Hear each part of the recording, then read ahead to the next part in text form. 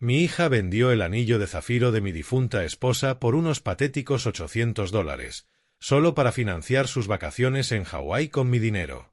Cuando fui a la casa de empeños para recomprarlo, el dueño me miró y susurró: «Señor, no se va a creer lo que encontramos dentro de este anillo». Antes de continuar, suscríbete al canal y escribe en los comentarios qué hora es ahora mismo en tu región. La caja de joyas estaba abierta sobre la cómoda, burlándose de mí con su vacío. Me temblaban las manos mientras levantaba el forro de terciopelo por tercera vez aquella mañana, como si el anillo de Eleanor pudiera materializarse de alguna forma debajo. No lo hizo. Durante 2 días, había puesto la casa patas arriba. Cada cajón, cada estante, cada bolsillo de cada abrigo que tenía. El pánico empezó como un aleteo en el pecho y creció hasta convertirse en una tormenta desatada. Miré debajo de la cama, detrás de la mesita, incluso en el armario del baño donde Eleanor guardaba sus cremas. Nada. Papá, ¿qué estás haciendo? Levanté la vista y vi a mi hija Daniele apoyada en el marco de la puerta, observándome con una expresión que no supe leer del todo, algo entre diversión y satisfacción. «El anillo de tu madre», dije, oyendo la tensión en mi propia voz. «El anillo de zafiro. Ha desaparecido. No lo encuentro por ninguna parte». Daniele se incorporó, alisándose su blusa de diseñador, esa que, al parecer, yo mismo había ayudado a pagar sin saberlo. «Ah, eso. No te preocupes, papá. No te preocupes». Como si el regalo del 25 aniversario de Eleanor se pudiera despachar con un gesto de su mano manicura. «¿Cómo que no me preocupe?» Me dejé caer en el borde de la cama, exhausto por 2 noches sin dormir y por el desgaste físico de buscar en cada rincón de esta casa. Lo llevé a Fisher's Pond, en Burnside. Tracy y yo necesitábamos el dinero para nuestro viaje a Hawái. Lo dijo con tanta naturalidad, como si me estuviera contando que me había cogido el coche prestado. De verdad necesitábamos alejarnos de todo este estrés. Ya sabes, lo entiendes. Yo no lo entendía. No podía entenderlo. Las palabras no me entraban. Mi hija, mi única hija, había cogido el anillo de su madre y lo había empeñado. ¿Empeñaste el anillo de Eleanor? Sí, pero no montes un drama. Daniele entró en la habitación, cogió un marco de fotos de la cómoda, Eleanor y yo en nuestro 30º aniversario, y lo dejó de nuevo sin mirarlo de verdad. Además, solo me dieron $800. Mejor que nada, ¿no? Y sinceramente, al final iba a ser mío. Mamá lleva muerta 3 años. No es como si lo estuviera usando. Algo se movió dentro de mí, no se rompió. Romperse habría sido demasiado limpio, demasiado simple. Esto fue más bien una reestructuración profunda de mi mundo por dentro. Había pasado 35 años como gemólogo, valorando piedras preciosas para una de las casas de subastas más prestigiosas de Portland. Había tenido diamantes de millones en mis manos, zafiros que merecían estar en museos. El anillo de Eleanor, con su raro zafiro birmano, impecable y profundo como el océano, valía como mínimo $85.000. $800. Ninguna casa de empeños en su sano juicio ofrecería 800 por ese anillo. A no ser que... 800, me oí decir, con una calma extraña. Sí, o sea, pensé que nos darían más, pero bueno. Nos alcanza para mejorar el hotel y darnos algunas cenas buenas. Miró el móvil, ya perdiendo interés en la conversación. Tracy me está esperando. Estamos cerrando los planes del viaje. La vi marcharse, con pasos ligeros sobre el suelo de madera que Eleanor y yo habíamos restaurado nosotros mismos hacía 20 años. Por la puerta abierta oí a Tracy, mi yerno desde hacía 6 años, riéndose en la cocina, seguramente deslizando el dedo por fotos de resorts. Algo iba muy mal. Llevaba 3 décadas identificando falsificaciones, detectando piedras sintéticas que engañaban incluso a comerciantes con experiencia. El zafiro birmano del anillo de Eleanor lo habíamos escogido a mano en un proveedor de Bangkok, con certificado y documentación. Ninguna casa de empeños legítima vería esa piedra y ofrecería 800. O reconocerían su valor y ofrecerían muchísimo más, o sospecharían lo suficiente como para rechazarlo por completo, lo cual significaba una de dos cosas. O Daniele no tenía ni idea de lo que había vendido, algo poco probable después de toda una vida admirando ese anillo, o el anillo que empeñó no era el de Eleanor. Me levanté despacio, las rodillas protestaron. Tenía 67 años, y nunca me había sentido más viejo que en ese instante. Pero junto al cansancio y al shock, algo más estaba cristalizando. Ese viejo instinto profesional, el que me había convertido en uno de los tasadores más fiables de la costa oeste, me susurraba que había más en esta historia. Si en la casa de empeños no estaba el anillo de Eleanor, entonces, ¿dónde estaba el verdadero? ¿Y cómo había conseguido Daniele una falsificación lo bastante buena como para engañar a simple vista? Caminé hasta la ventana y miré la llovizna de Portland, gris e interminable. Abajo, oí a Tracy decir algo sobre aparcamiento del aeropuerto y la risa de Daniele como respuesta. Sonaban tan despreocupados, tan seguros de que se habían salido con la suya. 35 años examinando piedras me habían enseñado paciencia. No se apresura a una tasación. Se mira cada ángulo, se comprueba cada faceta, se consideran todas las posibilidades. Se verifica antes de actuar. Tenía que ir a una casa de empeños. Y sospechaba que tenía muchas más preguntas que necesitaban respuesta. Pero antes necesitaba entender exactamente qué había hecho mi hija, y más importante aún, por qué aquella noche yo no podía dormir. El ventilador del techo giraba sobre mí en la oscuridad, el mismo que Eleanor insistió en instalar durante aquel verano brutal de hacía 15 años, el anillo. El recuerdo me golpeó con una fuerza inesperada. Era nuestro 25 aniversario. Caminábamos por el distrito de joyería de San Francisco cuando Eleanor se detuvo frente a una pequeña boutique. Dentro había un zafiro. Aún no estaba montado, era solo la piedra en bruto bajo la lámpara de un joyero. Brillaba con una profundidad de azul imposible. Eso es extraordinario, dije, y lo era. Incluso con una década de experiencia profesional, esa piedra me dejó sin aliento. El comerciante era un anciano de Bangkok que llevaba 50 años en el negocio de las gemas. Nos contó la historia de la piedra, extraída en Mogok, en Birmania, antes de que los conflictos civiles hicieran ese tipo de minería casi imposible. Le había tomado 3 meses conseguirla. Eleanor me apretó la mano. Es preciosa, pero no podemos permitirnos esto. Nos la llevamos, dije.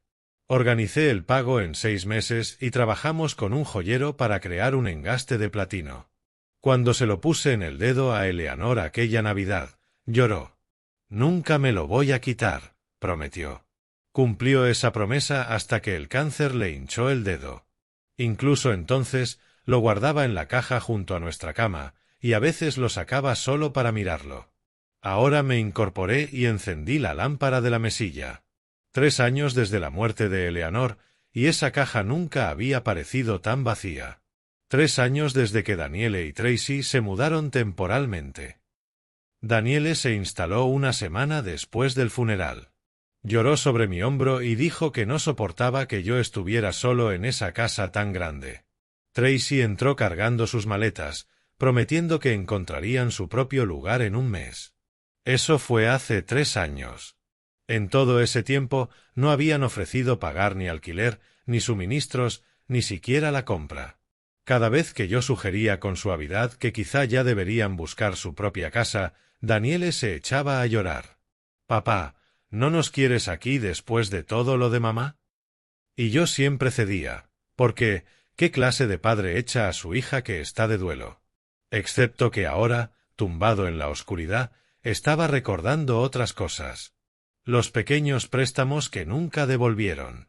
500 aquí para arreglar el coche, 1000 allí para una factura médica, 3000 para la oportunidad de inversión de Tracy que nunca se materializó. Dejé de contar. ¿Para qué?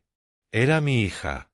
Pero el número, cuando me obligué a sumarlo, era escalofriante. Más de $40,000 en 3 años. Y luego estaban las otras cosas de Eleanor. Los pendientes de plata que heredó de su abuela. Daniele dijo que los había perdido. La delicada pulsera de oro de nuestro 10º aniversario. Dañada y sin arreglo, supuestamente. Incluso la simple alianza de oro de Eleanor. La estoy guardando a salvo para ti, papá. Me levanté y fui a mi despacho. Sobre el escritorio había una pila de extractos bancarios que llevaba tiempo queriendo revisar. Le había dado a Daniele acceso a mi cuenta corriente hacía un año, cuando tuve gripe. Por si pasa algo, me dijo. Nunca le retiré ese acceso. Ahora abrí los extractos y miré de verdad. Retiradas electrónicas que yo no recordaba haber autorizado. 5.000 para tratamiento médico, pero yo no había ido al médico en meses. 3.500 para reparaciones del hogar. ¿Qué reparaciones? 7.000 para gastos de emergencia. ¿Qué emergencia? Me empezaron a temblar las manos, pero esta vez no por el cansancio. $30.000 en retiradas no autorizadas solo en el último año. Pensé en Eleanor en esos meses finales. Ella había intentado decirme algo. Lo recuerdo ahora como se recuerdan los sueños borrosos. Estaba lúcida a pesar de los analgésicos, me sujetaba la mano en la cama del hospital. Robert, dijo, tienes que prestar atención a Daniele, al dinero. Prométeme que tendrás cuidado. Pero yo estaba ahogándome en el duelo, incapaz de procesar nada más que perderla. Asentí, y lo olvidé en cuanto ella cerró los ojos. Eleanor lo sabía. De alguna manera, había visto lo que yo fui demasiado ciego para ver. Me recosté, con la vieja acuarela de Eleanor del Monte Odd colgando torcida a mi lado. Daniele y Tracy probablemente dormían ya, soñando con playas hawaianas, pagadas con el anillo de Eleanor, pagadas con el dinero que me habían ido robando sistemáticamente durante 3 años. Lo que pasa con ser gemólogo es que aprendes a ver lo que realmente hay, no lo que la gente quiere que veas. Aprendes que las piedras más bonitas suelen ser las más defectuosas. Aprendes que la procedencia importa, de dónde viene algo y cómo llegó aquí. Yo había estado mirando a mi hija como mira un padre a su hija, con amor, con confianza, dando por hecho su buena fe. Pero si la miraba como un gemólogo examina una piedra sospechosa, la imagen era muy distinta. Robo sistemático, manipulación, explotación del duelo y de la confianza, y un anillo falso empeñado por 800, mientras que el anillo real, valorado en 85.000, estaba en otro sitio, en algún lugar. Me levanté y fui a la ventana. La lluvia de Portland había parado, dejando la calle húmeda y reflejando las farolas. El coche de Daniele estaba en la entrada, el BMW que se compró el año pasado. A Tracy le dieron un bono, dijo ella, aunque yo nunca había tenido claro a qué se dedicaba Tracy exactamente. Algo frío y calculador me subió por el pecho. Aún no era ira, eso vendría después. Era la misma sensación que tenía cuando un vendedor intentaba colarme un diamante sintético por uno natural. Esa certeza silenciosa de que me estaban tomando el pelo, unida a una determinación igualmente silenciosa de demostrarlo. El anillo de Eleanor estaba ahí fuera, en algún sitio, y yo iba a averiguar exactamente qué había hecho mi hija con él. Pero primero tenía que visitar una casa de empeños en Burnside. Fisher's Pawn and Loans estaba en Burnside Street, entre un restaurante tailandés y una oficina de impuestos que parecía cerrada desde los años 90. El neón parpadeaba. La I de Loans estaba completamente muerta. Había pasado en coche por delante cientos de veces, y nunca se me ocurrió que tendría un motivo para cruzar esa puerta. La campanilla sonó al entrar. La tienda olía a cuero viejo y a desesperación, el mismo olor que recordaba de las ventas de herencias, donde las familias malvenden todo lo que sus padres tuvieron por una fracción de su valor. Vitrinas a lo largo de las paredes, guitarras, cámaras, joyas, herramientas, toda la chatarra de quienes se quedaron sin opciones. Detrás del mostrador había un hombre de unos 50 y tantos, corpulento, con una camisa de franela que había visto tiempos mejores. No levantó la vista del móvil. «¿Qué necesita?», dijo, sin dejar de deslizar el dedo. «Busco al dueño, Ron Fisher». «Soy yo». Por fin alzó la mirada, y vi cómo hacía el cálculo mental. ¿Venía a empeñar algo o a buscar problemas? ¿En qué puedo ayudarle? Me llamo Robert Coleman. Trabajé en Heritage Auctions durante 35 años. Gemólogo senior. El cambio fue inmediato. Fisher dejó el móvil y se enderezó. Incluso los dueños de casas de empeños conocen los nombres que importan en la escena joyera de Portland. Heritage Auctions había gestionado algunas de las ventas patrimoniales más importantes de la costa oeste. Señor Coleman, ¿qué le trae por aquí? Busco un anillo que trajeron hace poco, el 10 u 11 de febrero, vendido por una mujer alta, rubia, de finales de los 30. La expresión de Fisher se volvió cautelosa. Eso es muy específico. Esa mujer es mi hija, Daniele. Me dijo que empeñó aquí el anillo de su madre. Quiero verlo. Me estudió un largo momento y luego fue hacia una caja fuerte detrás del mostrador. Cuando volvió, traía una pequeña caja de terciopelo. La abrió y la colocó sobre el vidrio entre nosotros. Ahí estaba, el anillo que me había hecho caer en espiral durante 2 días. ¿Puedo? Saqué la lupa de joyero del bolsillo. 35 años en el oficio y aún la llevaba encima a todas partes. Viejas costumbres.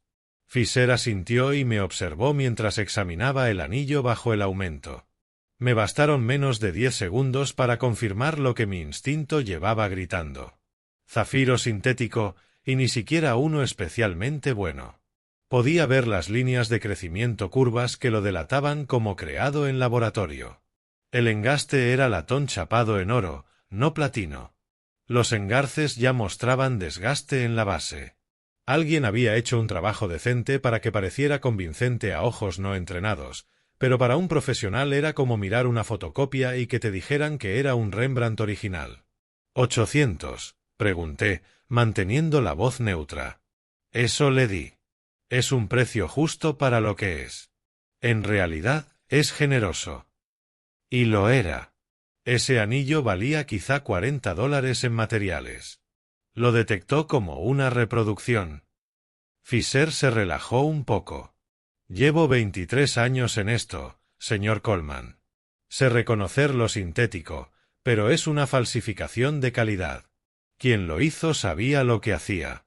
Su hija parecía decepcionada con el precio, pero se encogió de hombros. Dejé la lupa y miré el anillo otra vez. Quien había creado esa reproducción había tenido acceso al original. Había igualado el estilo del engaste, el tamaño aproximado de la piedra, incluso el grabado dentro del aro, aunque se equivocó ligeramente en el nombre de Eleanor, escribiéndolo con una sola N. Un detalle pequeño, pero revelador. ¿Tiene grabaciones de seguridad?, pregunté. Fisher dudó. Señor Coleman, no quiero meterme en un asunto familiar. No se lo estoy pidiendo. Solo quiero ver el vídeo por mi tranquilidad. Debió ver algo en mi cara, o quizá le dio pena el viejo cuya hija había empeñado un anillo falso. Puso la grabación en un monitor detrás del mostrador y lo giró para que yo lo viera. Allí estaba Daniele, clarísima. 10 de febrero, 2:47 de la tarde, según la marca de tiempo. Entró con una pequeña caja de joyas, habló unos minutos con Fisher, le entregó el anillo. La cámara captó su cara cuando él ofreció 800. La decepción cruzó su expresión antes de forzar una sonrisa y aceptar.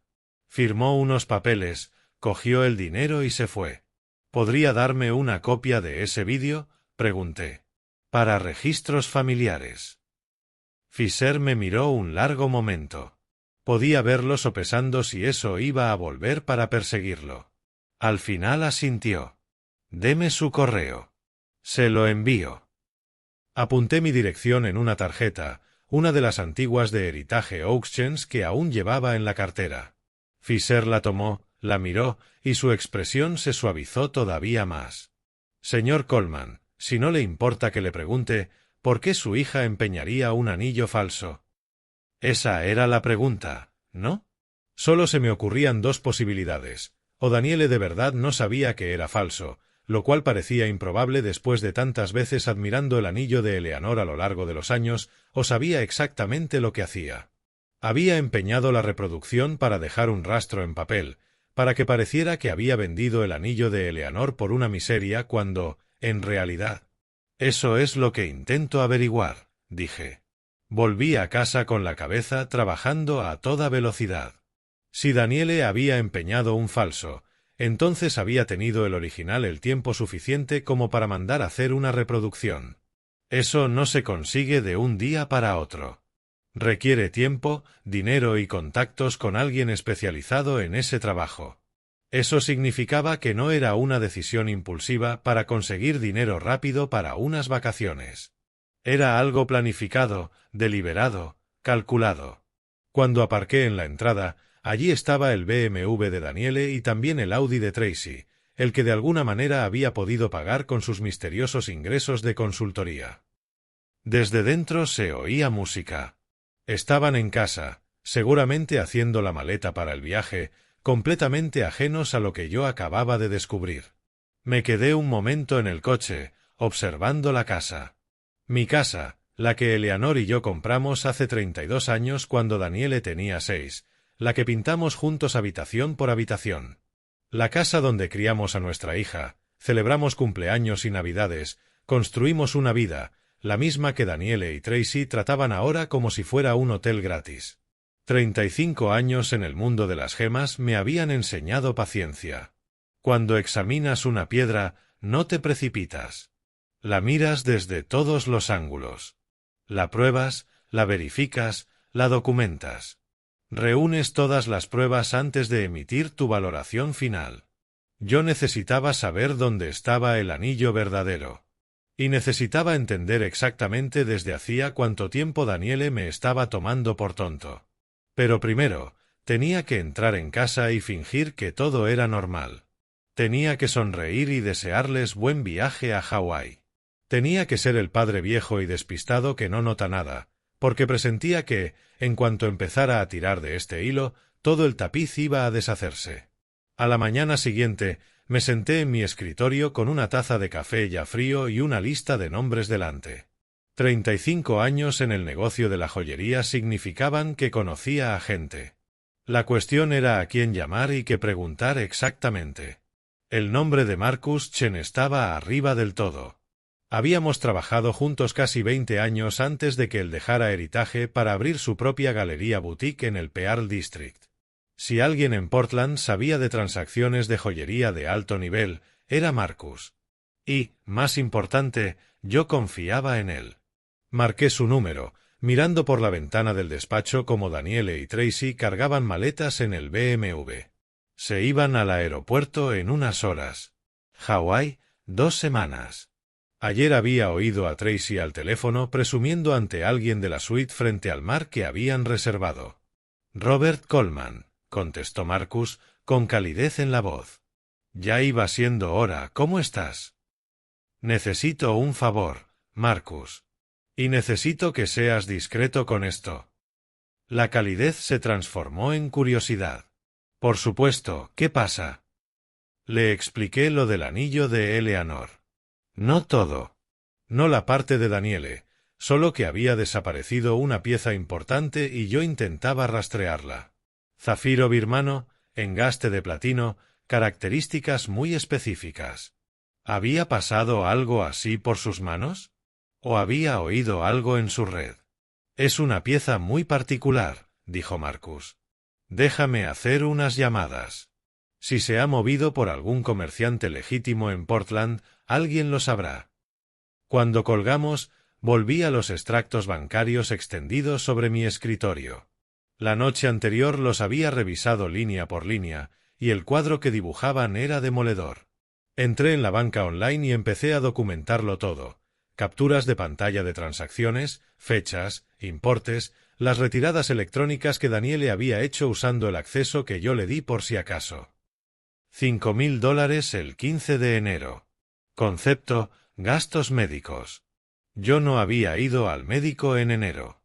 3.500 el 3 de diciembre. Concepto, reparaciones del hogar. No se había hecho ninguna reparación. 7.000 el 8 de noviembre. Concepto: fondos de emergencia. ¿Qué emergencia? La lista seguía. 12 retiradas separadas en el último año, sumando un poco más de $30.000. Y esas eran solo las transferencias electrónicas.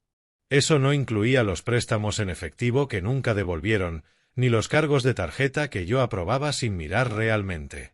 Oí pasos en las escaleras y minimicé la ventana del navegador a toda prisa. Daniele apareció en la puerta, vestida para viajar con mallas de yoga de diseñador y un jersey de cachemir, ambos probablemente comprados con mi dinero. «Hola, papá. Ya vamos a salir hacia el aeropuerto. Solo quería despedirme». Me giré en la silla y sonreí. «Que lo paséis de maravilla, cariño. Os merecéis un descanso». Se acercó y me besó la mejilla. «Gracias por ser tan comprensivo con lo del anillo. Sé que te afectó, pero Tracy y yo necesitábamos este viaje. El estrés del trabajo nos está matando a los dos». ¿Trabajo? Claro. Yo nunca había visto pruebas de que ninguno de los dos tuviera empleo. ¿A qué hora sale vuestro vuelo? A las 4:30. Estaremos en Maui a las 9 de esta noche. Miró su teléfono, el último iPhone, por supuesto. Tracy está cargando el coche ahora. Dejé el recibo de la casa de empeños en la encimera de la cocina por si luego quieres intentar recomprar el anillo. Qué considerado por tu parte. Iba a irse, pero se detuvo. Papá, sé que echas de menos a mamá. Yo también la echo de menos. Pero aferrarse a sus cosas no la trae de vuelta. A veces tenemos que soltar y seguir adelante. Me costó todo lo que tenía mantener la sonrisa. Puede que tengas razón, cariño. Que tengáis un buen vuelo. Cuando se fueron, me quedé sentado en el silencio de la casa vacía. A través de la ventana vi cómo el BMW desaparecía calle abajo.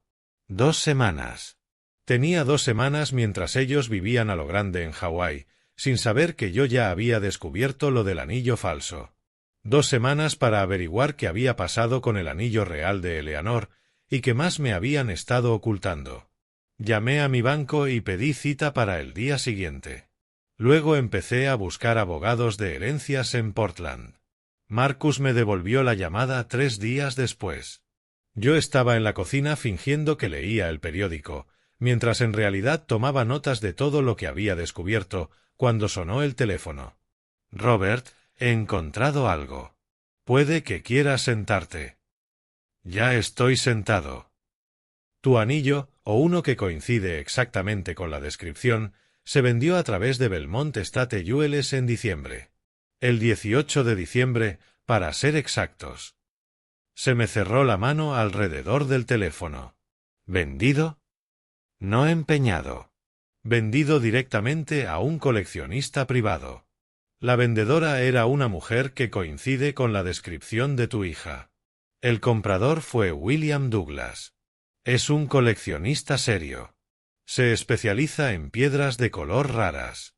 El precio de venta fue de $67.000. 67.800 en la casa de empeños. Los números rebotaban en mi cabeza. Robert, ¿sigues ahí? Sí, aquí estoy. ¿Sabes cómo puedo contactar con ese Douglas? Puedo arreglar una presentación, pero, Robert, si tu hija lo vendió sin tu conocimiento, esto se va a complicar. Douglas lo compró de buena fe. Recuperarlo no va a ser sencillo. Lo entiendo. ¿Puedes organizar una reunión? Haré lo que pueda. Esa noche, Daniele publicó una foto en redes sociales. Ella y Tracy en la playa al atardecer, con bebidas en la mano. El texto decía: «Paraíso. Gracias al mejor papá del mundo por apoyarnos siempre». Los comentarios estaban llenos de corazones y gente diciéndole lo afortunada que era. Me quedé mirando esa foto un buen rato, su sonrisa brillante, la forma en que sujetaba la bebida tropical como si no tuviera una sola preocupación. $67.000. Había vendido el anillo de su madre por $67.000 y usaba ese dinero para financiar su estilo de vida mientras vivía en mi casa, comía mi comida y vaciaba mi cuenta bancaria de forma sistemática. Pensé en Eleanor en aquellas últimas semanas, en cómo intentó advertirme, en cómo yo estaba demasiado destrozado por el duelo para escucharla, en cómo creí que hacía lo correcto dejando que Daniele se mudara, ayudándola económicamente, siendo un padre comprensivo. ¡Qué idiota fui! Pero ya no lo era. 35 años examinando piedras me habían enseñado a detectar una falsificación. Por fin estaba aplicando esa misma mirada a las personas.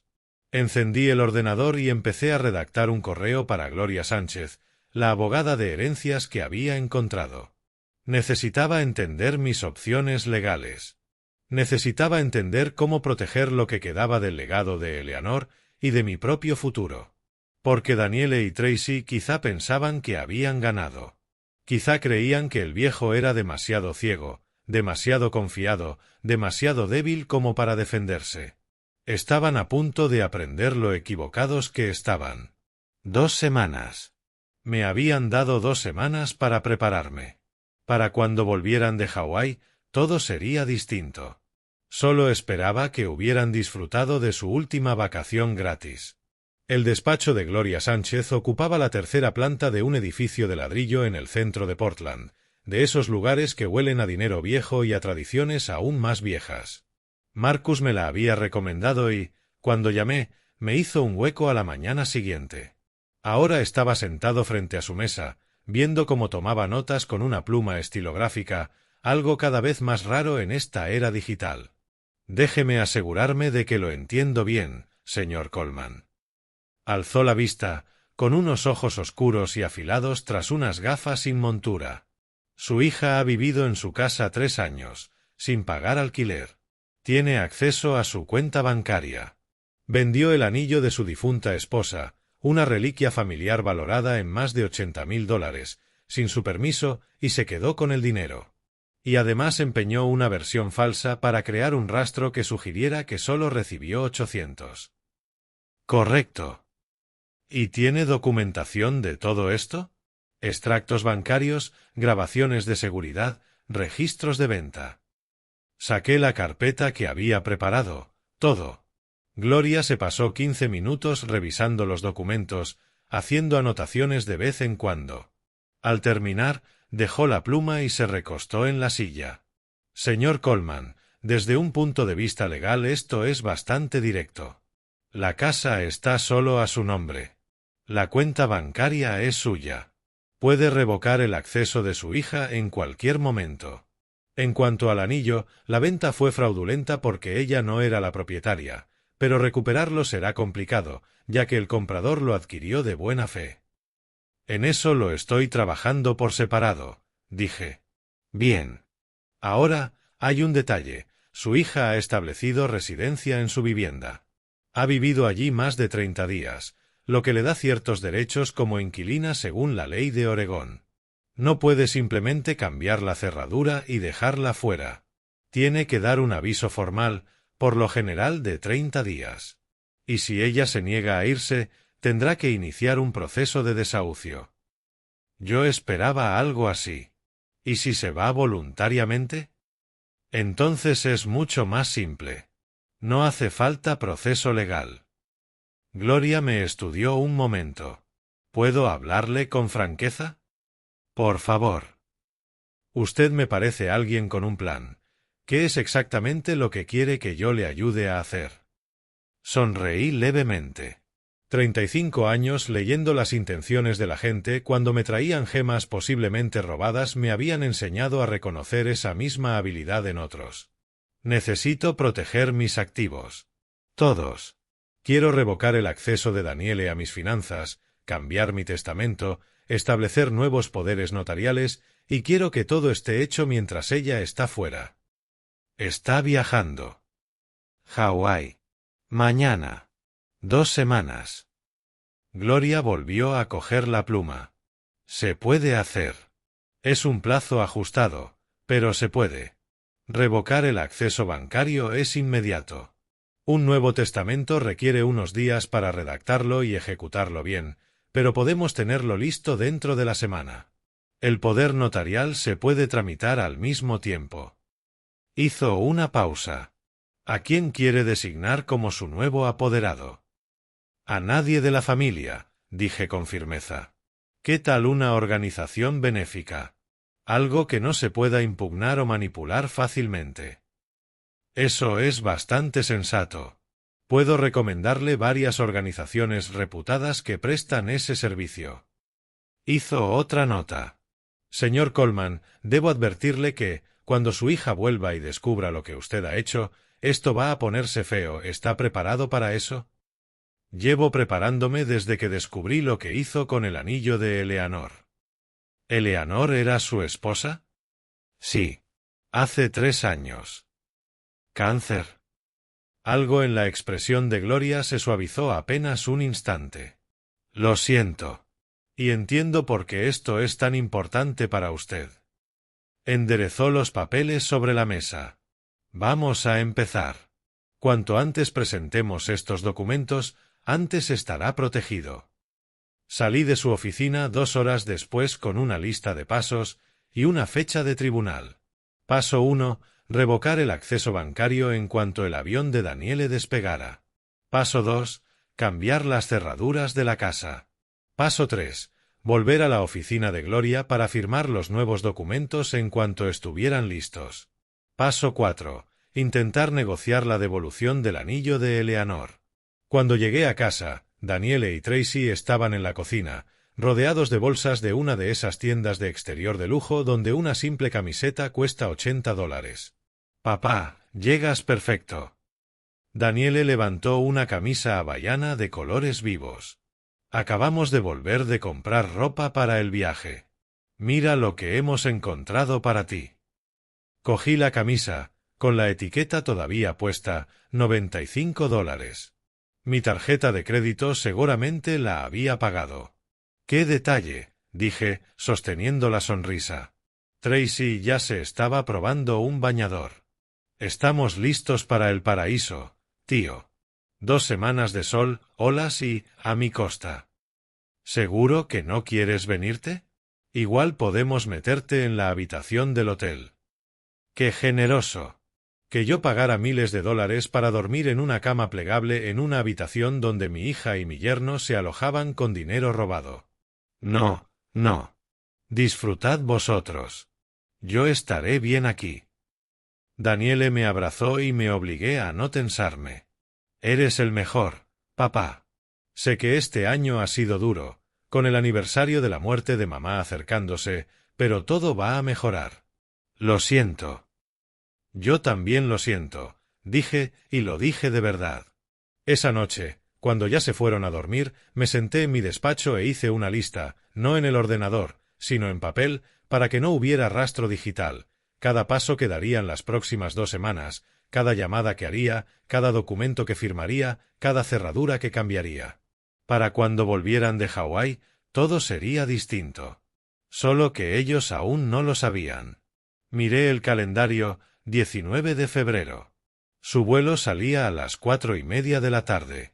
Yo mismo los llevaría al aeropuerto, me despediría con una sonrisa, les desearía un viaje maravilloso y entonces entraría en guerra. A la mañana siguiente, me desperté con el sonido de maletas arrastrándose por las escaleras. Daniele y Tracy se reían de algo, sus voces se extendían por la casa como si fuera suya.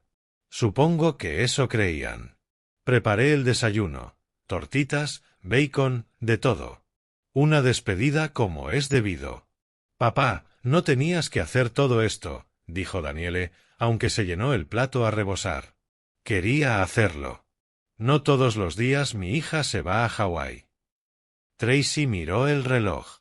Deberíamos salir a las 2:30 para ir tranquilos. Seguridad del aeropuerto y todo eso.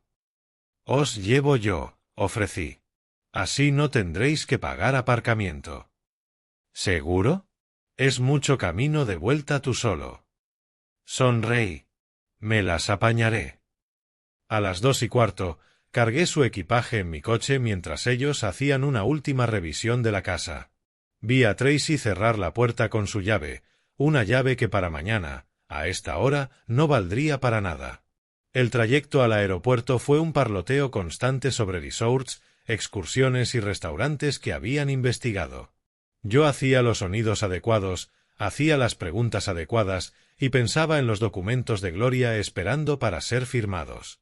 En la terminal de salidas les ayudé a sacar las maletas. Daniele me abrazó una vez más.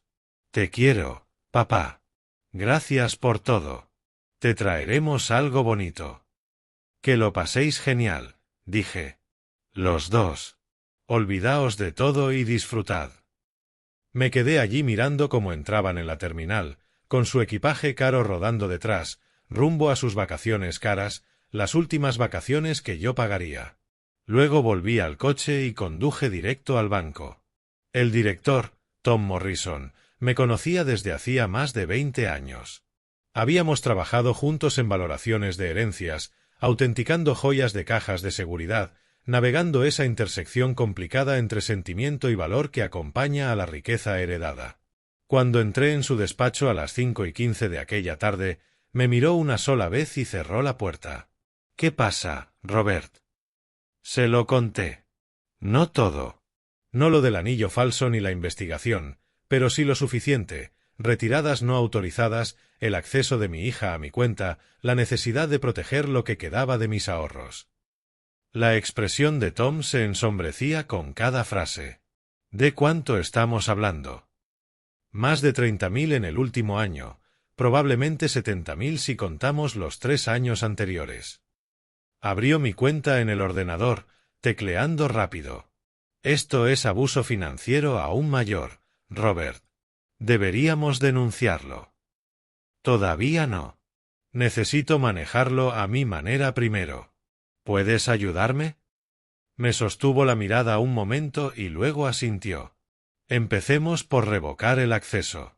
Luego abriremos una cuenta nueva y transferiremos los fondos. La cuenta antigua quedará abierta, pero vacía.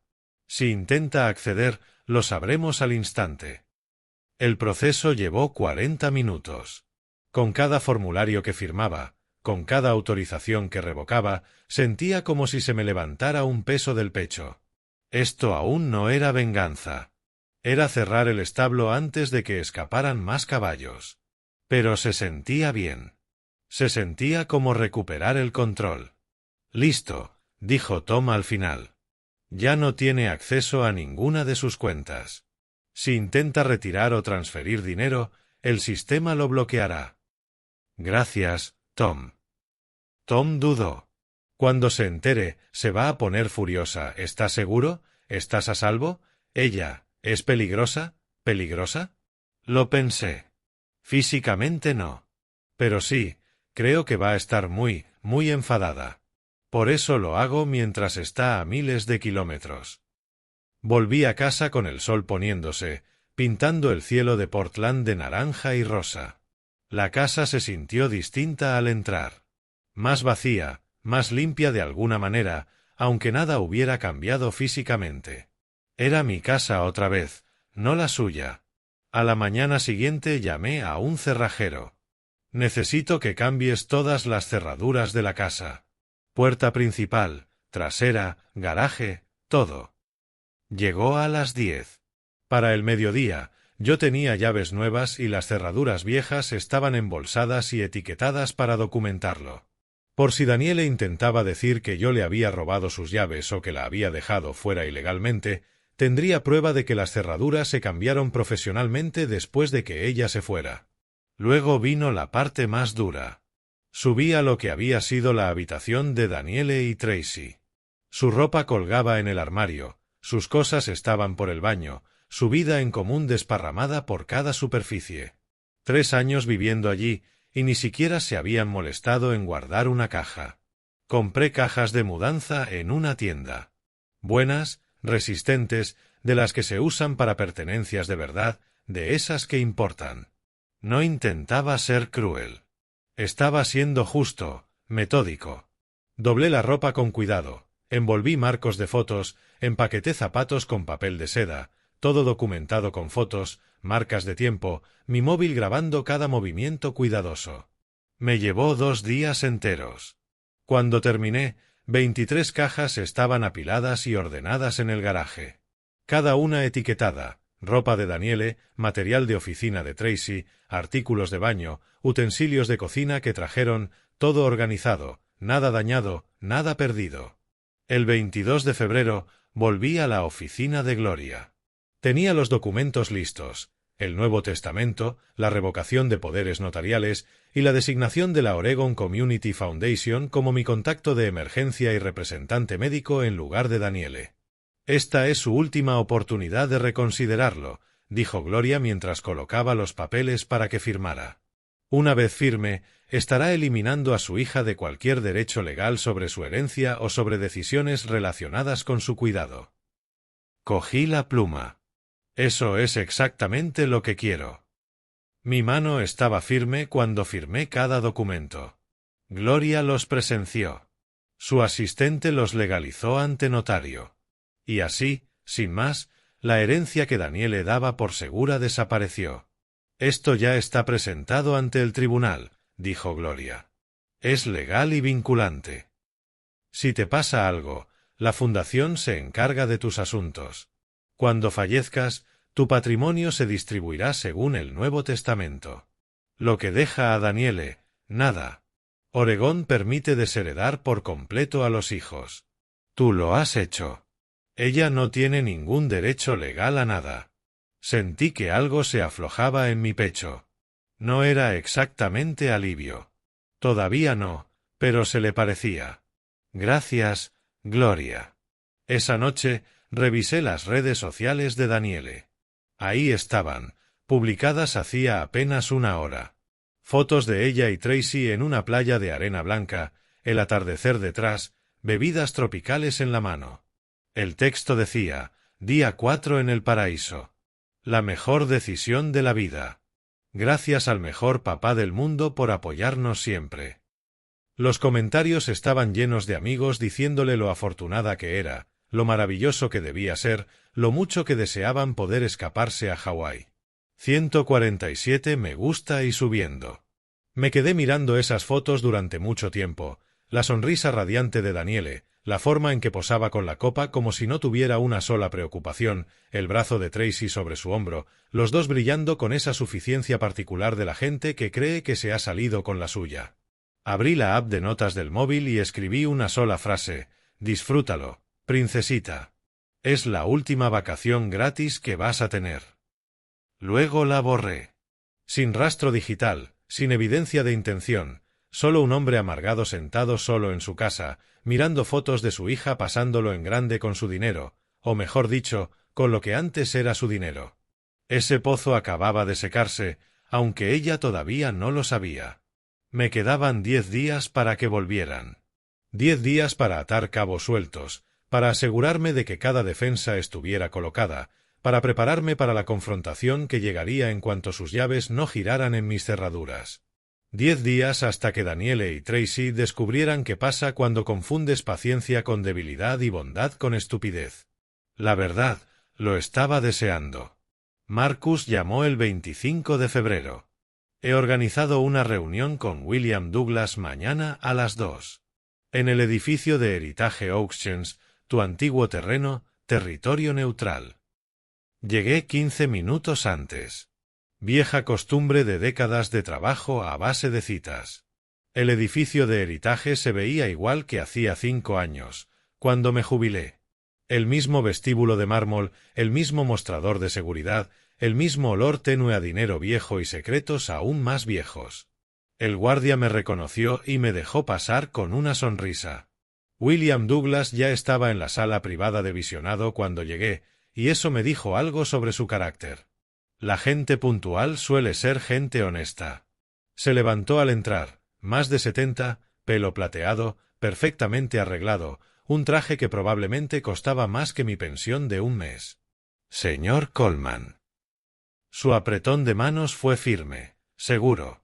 Marcus habla muy bien de usted. Entiendo que tenemos una situación algo delicada que discutir. Es una forma de decirlo. Me senté frente a él, en la mesa de caoba pulida donde había examinado incontables piezas durante años. Gracias por aceptar verme. Marcus insinuó que era urgente y personal. Me intriga. Me indicó que siguiera. Expuse la historia de forma metódica, como había aprendido a presentar valoraciones.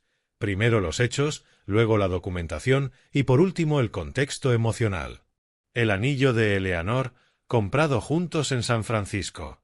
Un regalo de nuestro 25 aniversario. Su muerte hace 3 años. Mi hija mudándose, el robo sistemático. El anillo falso empeñado mientras el verdadero se le había vendido a él 2 meses antes por $67,000. Douglas escuchó sin interrumpir, con los dedos entrelazados bajo la barbilla. Cuando terminé, tomó la documentación que yo había traído, registros de seguro de 30 años, fotos de Eleanor llevando el anillo, la certificación original del comerciante de Bangkok, tasaciones y por último el vídeo de seguridad de Daniele en la casa de empeños. Vio el vídeo 2 veces, con la expresión neutra. Cuando terminó, dejó la tableta y me observó con la misma intensidad con la que yo había examinado gemas sospechosas. Tiene una prueba de propiedad incontestable, dijo por fin. Y evidencia igual de clara de robo. ¿Por qué no denunciar a la policía y dejar que el sistema legal se encargue de recuperarlo? Porque eso tardaría meses, quizá años. Porque mi hija podría enfrentarse a cargos penales y a pesar de todo, no estoy seguro de querer eso. Y porque usted compró el anillo de buena fe, usted no debería pagar por su delito. Honorable, dijo, recostándose. ¿Qué propone? Se lo compro de vuelta. $75,000. 8,000 más de lo que pagó. Cubro todos sus costes, adquisición, evaluación, seguro de custodia, cualquier prima que haya pagado. Además, le ofrezco servicios de tasación profesional para 3 piedras de su colección, sin coste. Esos son aproximadamente $5,000 en valor, quizá más, según lo que necesite valorar. Douglas guardó silencio un largo momento, mirando hacia la ventana que daba al centro de Portland. Casi podía verlo calculando, sopesando, buscando ángulos. Por fin habló sin girarse. Señor Coleman, llevo 42 años coleccionando gemas raras. He visto falsificaciones, fraudes, disputas familiares y más variaciones de la codicia humana de las que me apetece enumerar. Pero también he aprendido a reconocer la integridad cuando la tengo delante. Se volvió hacia mí. Usted está ofreciendo pagar muy por encima del mercado para recuperar su propiedad robada, por su propia hija. ¿Eso es o desesperación o principios? Viéndolo a usted, creo que es lo segundo. Solo quiero recuperar el anillo de Eleanor. ¿Eleanor era su esposa? Sí. Ella llevó ese anillo 15 años. En lo bueno y en lo malo, durante tratamientos de cáncer y estancias en el hospital. Lo tenía en el dedo el día antes de morir, hasta que las manos se le hincharon demasiado para poder llevarlo. No planeaba decir todo eso, pero salió solo. Para mi hija, vale 67,000. Para mí, no tiene precio, pero no puedo pedirle que usted pierda dinero por la disfunción de mi familia. Douglas asintió despacio. Acepto su oferta, señor Coleman. El anillo es suyo. ¿Le parece el viernes para el intercambio? Así tenemos tiempo para preparar la documentación y el pago. Nos estrechamos la mano y sentí que algo se aflojaba en el pecho. No era alivio, todavía no, pero se le parecía. El viernes 28 de febrero llegó gris y frío. Me reuní con Douglas en Heritage con un cheque bancario de $75,000, la compra más grande que había hecho desde que compramos la casa hacía 32 años. Tom Morrison casi se cae de la silla cuando se lo pedí, pero lo tramitó sin hacer preguntas. Marcus estaba allí como testigo. Douglas me entregó una pequeña caja de terciopelo, del mismo tipo que había usado el comerciante de Bangkok hacía 3 décadas. La abrí con las manos temblando apenas. El zafiro atrapó la luz y la sostuvo, esa profundidad azul imposible que había cautivado a Eleanor por primera vez en el distrito joyero de San Francisco. Impecable, raro, irreemplazable, valía cada centavo que acababa de pagar. Ha sido un honor, dijo Douglas en voz baja. Cuídelo. Lo haré. Ya en el coche, me quedé sentado con la caja en las manos, sin estar listo para arrancar. $75.000. Gran parte de mis ahorros de jubilación, el dinero con el que pensaba vivir los próximos 20 años, cuidadosamente presupuestado, reducido ahora a lo que quedaba en mis cuentas. Suficiente para salir adelante, pero no para sentirme seguro. Daniele no solo me había robado el anillo. Me había obligado a arruinarme para recuperar mi propia propiedad. Pero yo había ganado. Eso era lo que importaba. Tenía el anillo de Eleanor. Tenía documentación del robo.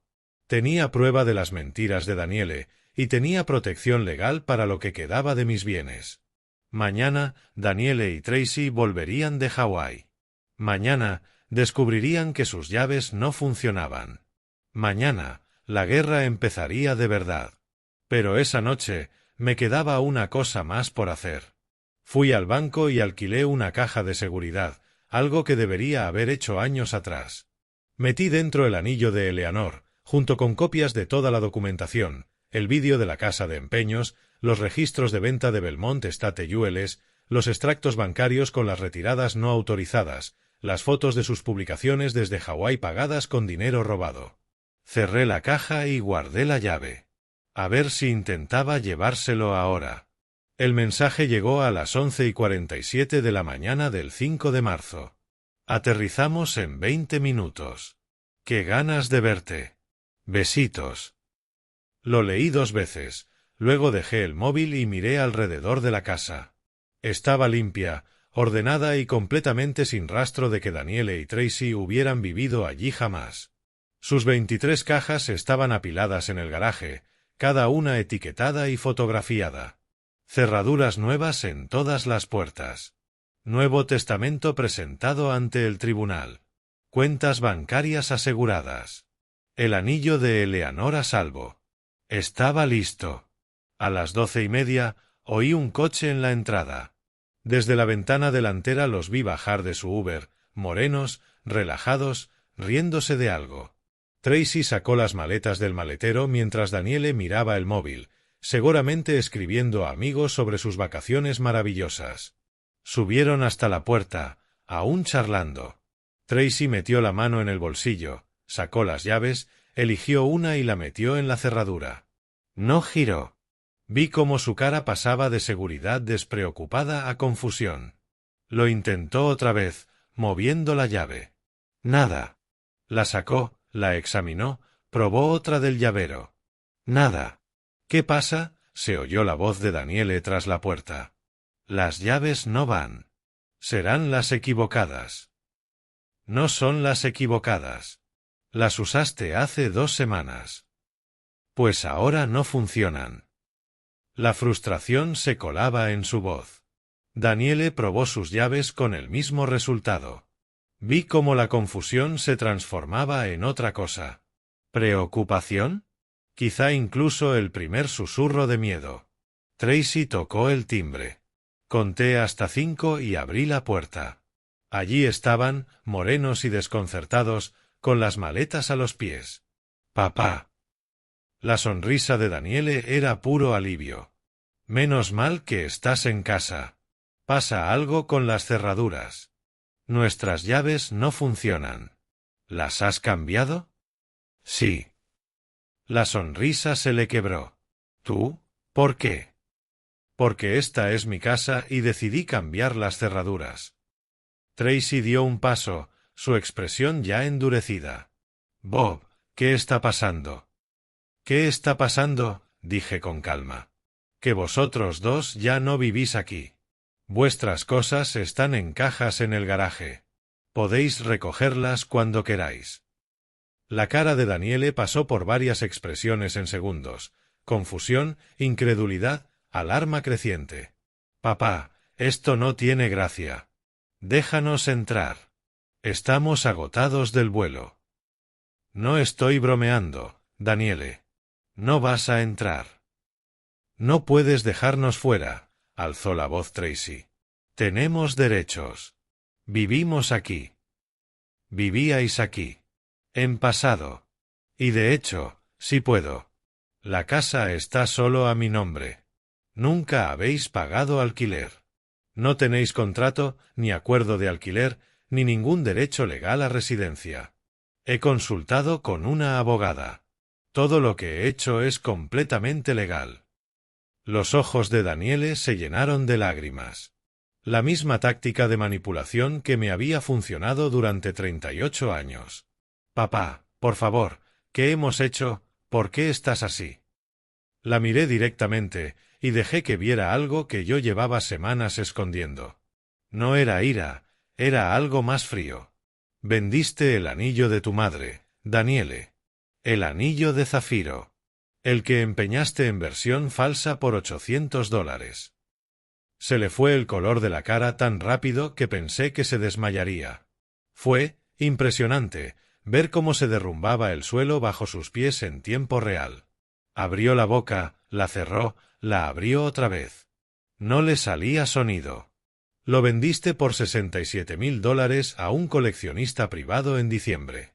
Luego mandaste hacer una réplica y empeñaste esa réplica en febrero, probablemente para dejar un rastro que mostrara que solo recibiste 800. Saqué el móvil y les enseñé capturas. Tengo el vídeo de Fisher Spawn. Tengo los registros de venta de Belmont State Jewels.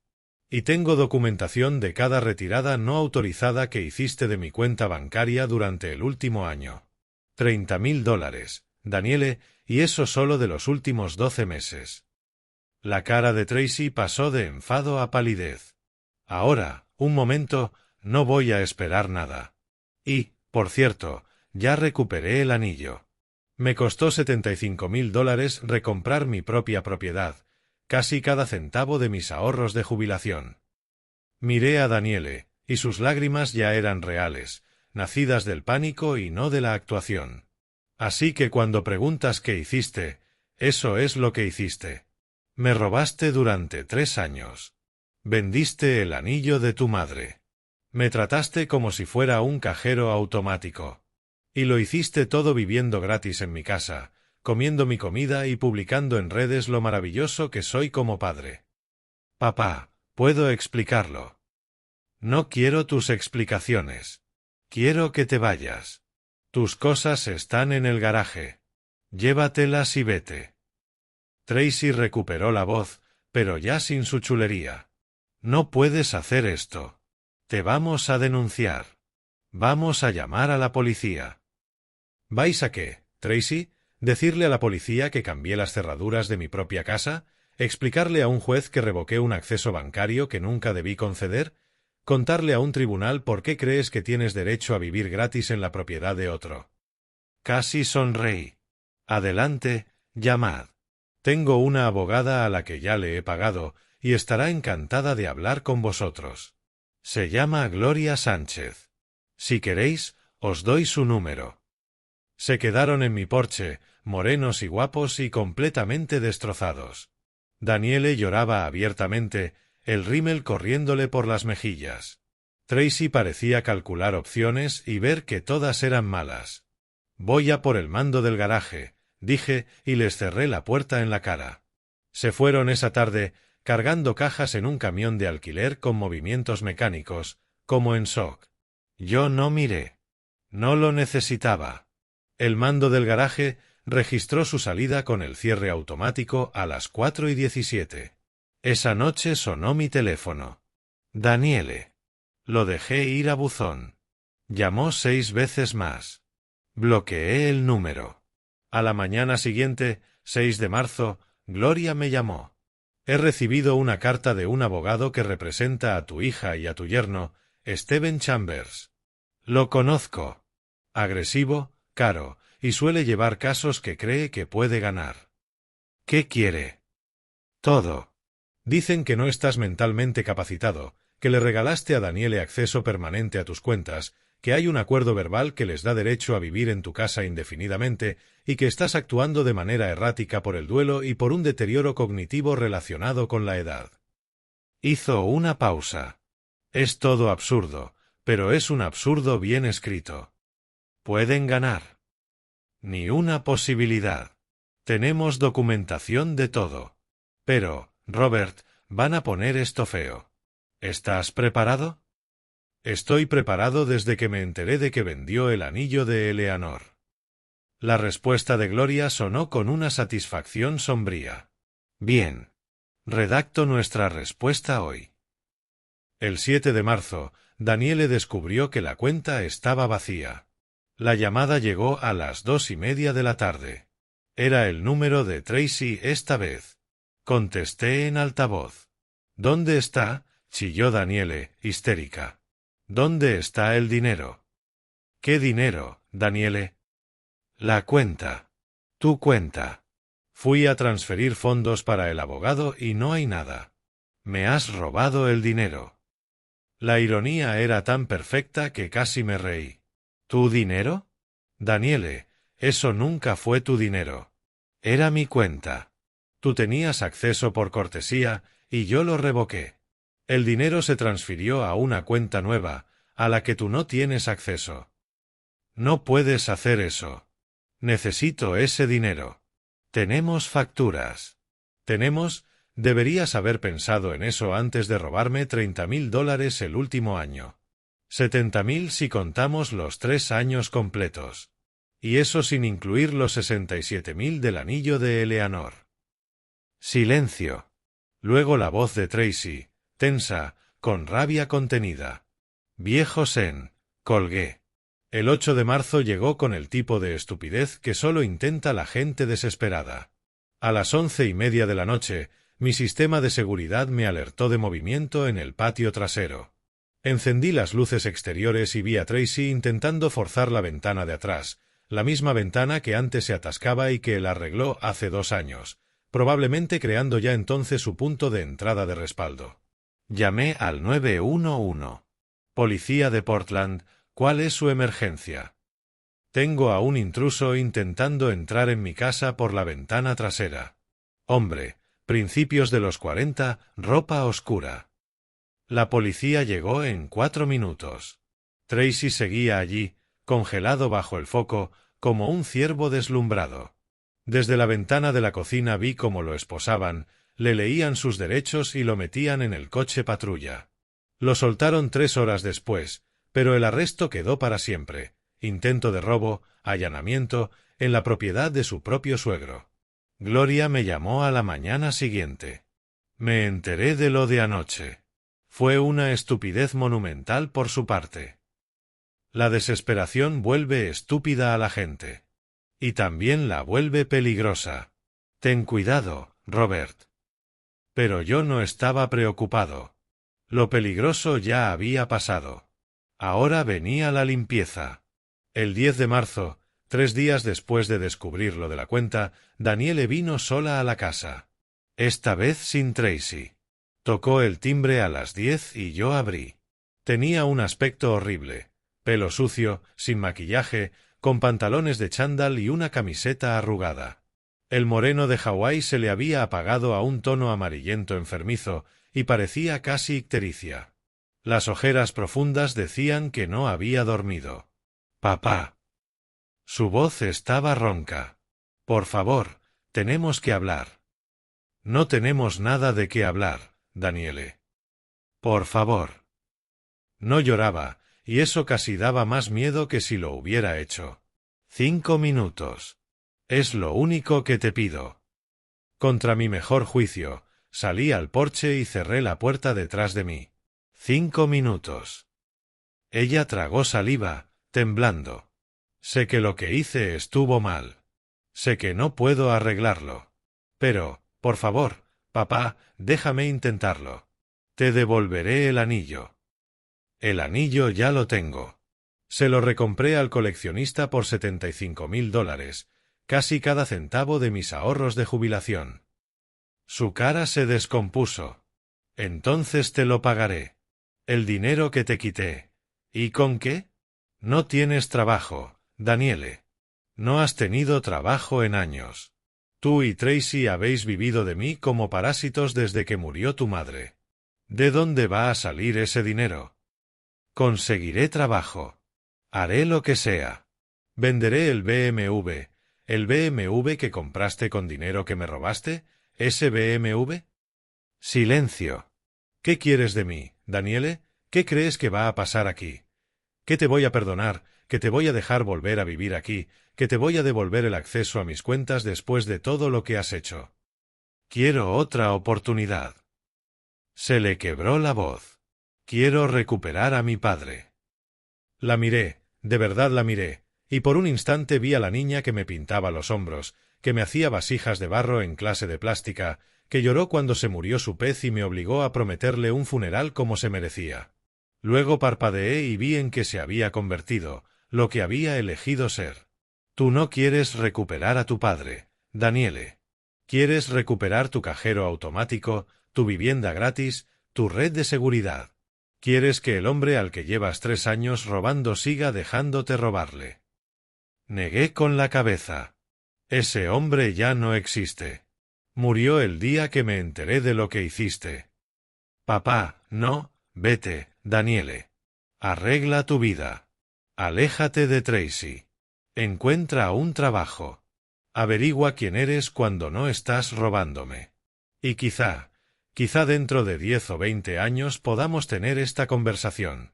Pero ahora mismo tú no eres mi hija. Eres solo alguien que me robó. Por favor, no hagas esto. Yo no estoy haciendo nada. Lo hiciste tú. Tomaste cada decisión que te trajo hasta aquí.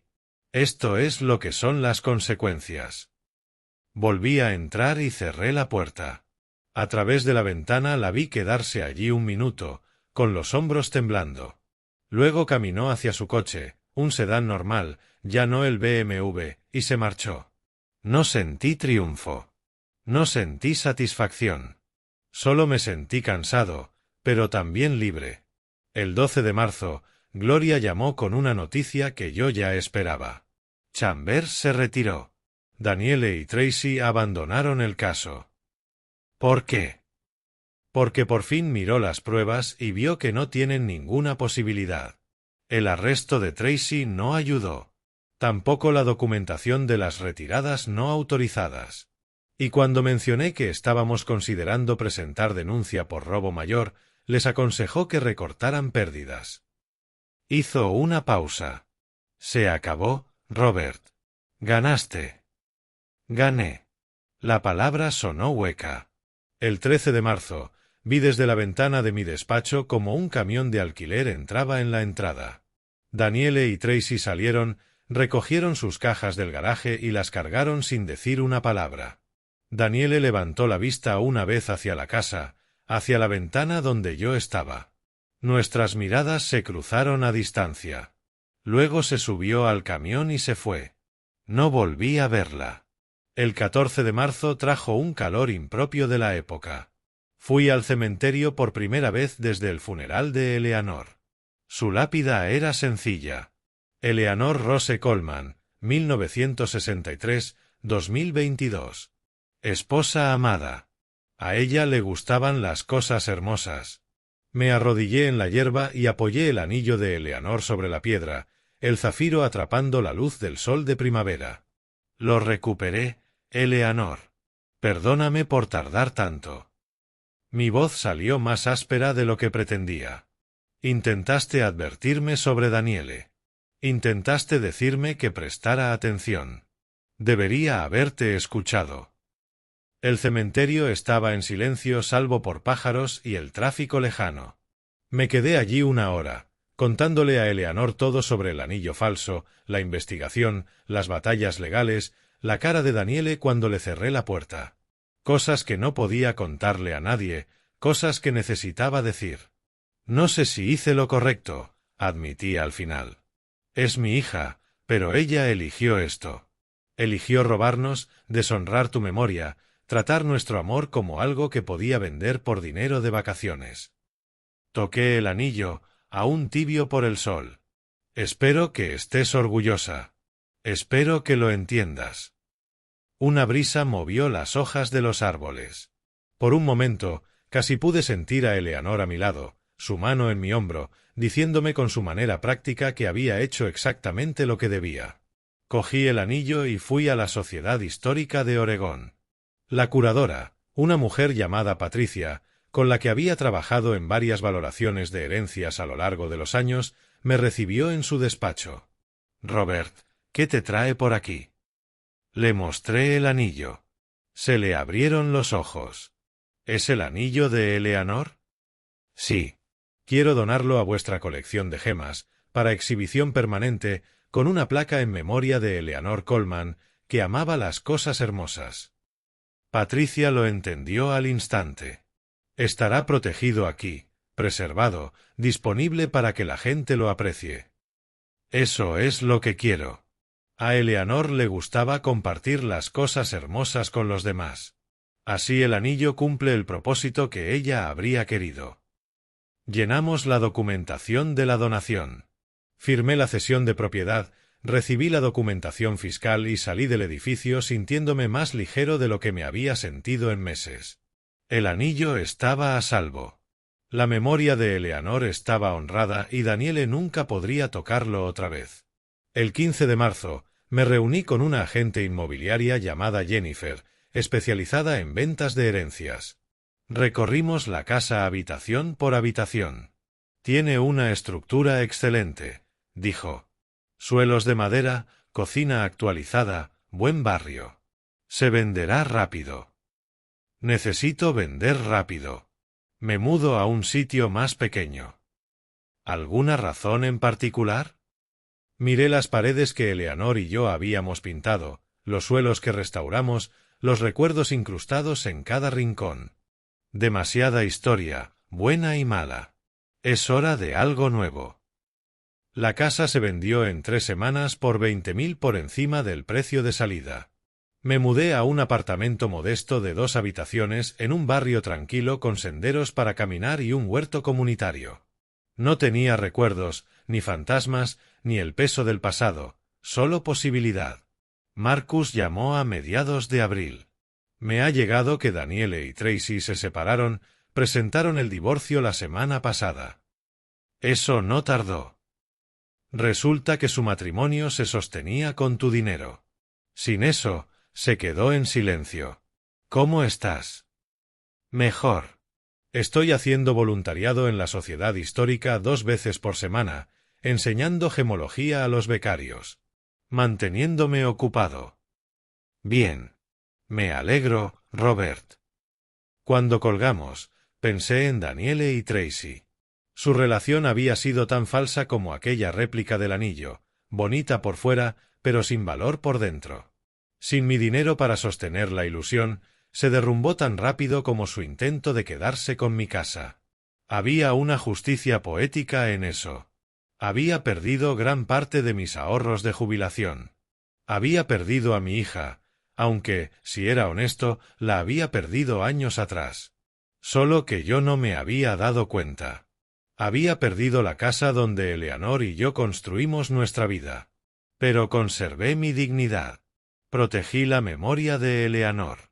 Marqué la línea entre lo correcto y lo incorrecto, incluso cuando me costó todo. 35 años tasando gemas me enseñaron que el valor no siempre es cuestión de precio.